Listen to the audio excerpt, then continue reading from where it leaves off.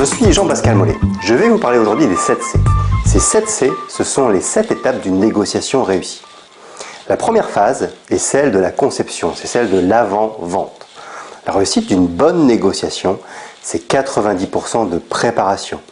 Si on est prêt à tout, les questions à poser, l'argumentation, la préparation de sa stratégie, la réponse aux objections, eh bien on ne risque rien.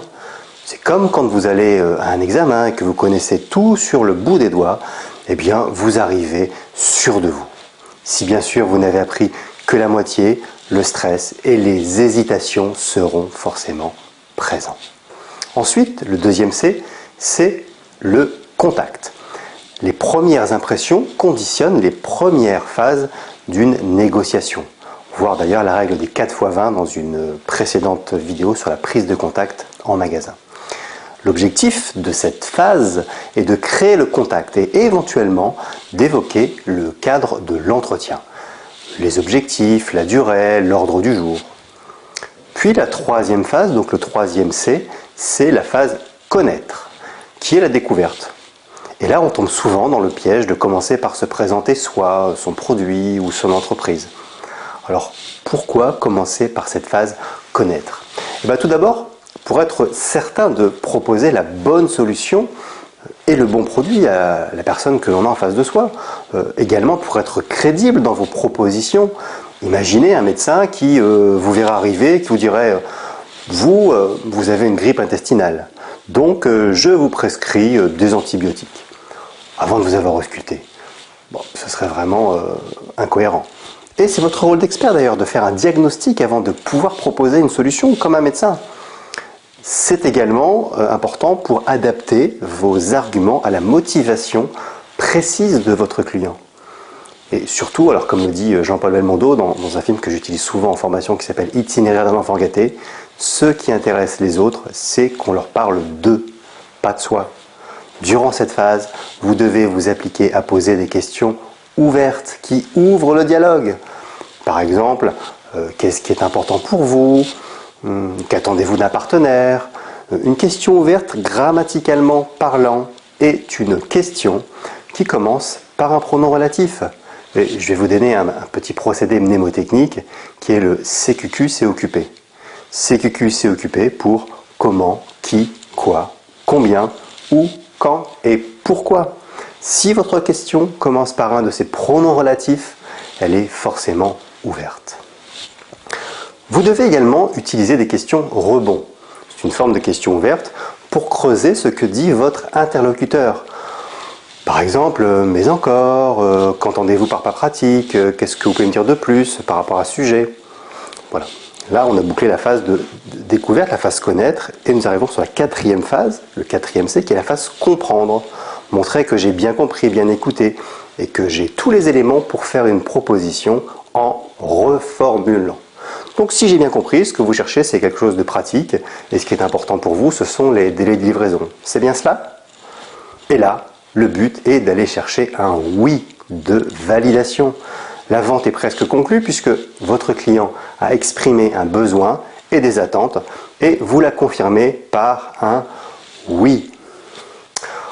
Ensuite, il vous reste à convaincre, et dans convaincre, il y a vaincre. Donc en argumentant, et en répondant aux objections.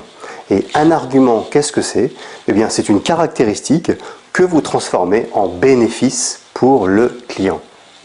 Si j'avais voulu vous vendre cette vidéo, je ne vais pas juste vous dire, voilà, c'est une vidéo sur les 7 C.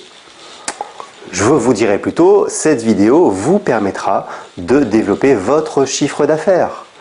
Rassurez-vous, cette vidéo est bien gratuite et vous ne serez pas prélevé sur votre compte à la fin de cette séquence. Dans cette phase donc de convaincre, il faut également répondre aux objections. Une objection, c'est un signe d'intérêt du client, donc c'est plutôt positif. À ce moment, d'ailleurs, en fonction de sa personnalité, on a tendance à contre-argumenter ou à se justifier, ce qui n'est pas la bonne attitude. Et là, je vais vous donner un petit truc. Vous devez prendre l'air, c'est-à-dire prendre du recul, mais R comme 3 lettres, A-I-R. Le A d'accepter, je comprends, je me mets à votre place, ce qui permet de changer le rapport et de ne plus être en confrontation avec votre client, mais d'être en association. nous allons trouver une solution ensemble, puisque je suis comme vous et je pourrais penser la même chose que vous à ce moment précis de la négociation. Donc il suffit après de l'interroger, donc c'est le I, si possible avec une question ouverte. Donc je comprends, c'est normal, vous devez réfléchir, c'est un investissement important pour votre entreprise, mais sur quel point va se porter votre réflexion? Qu'est-ce qui va faire la différence? Qu'est-ce qui va rentrer dans la balance? Voilà, donc c'est la phase interroger, donc le I de R. Puis le R de répondre. Une fois qu'on aura isolé l'objection par le questionnement, bien évidemment, on va apporter une réponse à son interlocuteur. Enfin, vous devez conclure, c'est le 6e C. Et là, souvent, les entreprises me contactent en me disant « Écoute, Jean-Pascal, voilà, nos commerciaux ont beaucoup de problèmes pour faire signer, pour conclure les ventes. Il faudrait faire une action là-dessus et un coaching. » En fait, quand je les accompagne, je constate le plus souvent que le problème vient de la phase connaître, donc la 3e phase des 7C. Et oui, si vous êtes acheteur, que je vous trouve la solution adaptée à vos besoins, que je me suis intéressé à ce que vous cherchiez, et que j'ai trouvé vraiment la solution, pourquoi hésiter au moment de la conclusion? C'est presque le client qui va conclure de lui-même. Donc il manque souvent cette phase de diagnostic qui permet de donner confiance à votre client et de cibler au mieux ses besoins. En tous les cas, pour cette phase qui est la phase convaincre, donc le 6e C, utilisez une question fermée, comme on parle là-dessus, tout est ok, c'est bon pour vous, ou une question hameçon. Une question hameçon comme vous souhaitez être livré quand, comment souhaitez-vous régler. Voilà, c'est une petite phrase qui sous-entend que l'affaire est faite. La dernière phase, donc le 7e C, c'est celle de la fidélisation et donc la conservation. Rappelez-vous que conquérir un nouveau client coûte 5 à 10 fois plus cher que de le fidéliser. Alors, sachez garder un lien et quoi qu'il arrive, s'il a été satisfait par l'ensemble du processus, il reviendra.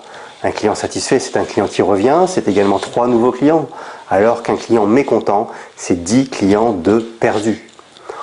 En conclusion, pensez donc à appliquer les 7 C, concevoir, contact, connaître, comprendre, convaincre, conclure et conserver. Ces 7 étapes bien respectées vous permettront d'atteindre vos objectifs beaucoup plus souvent et plus facilement. Je terminerai avec une petite phrase comme j'en ai l'habitude dans mes vidéos, donc là de Richard Nixon. Il faut toujours être prêt à négocier, mais ne jamais négocier sans être prêt. À très bientôt.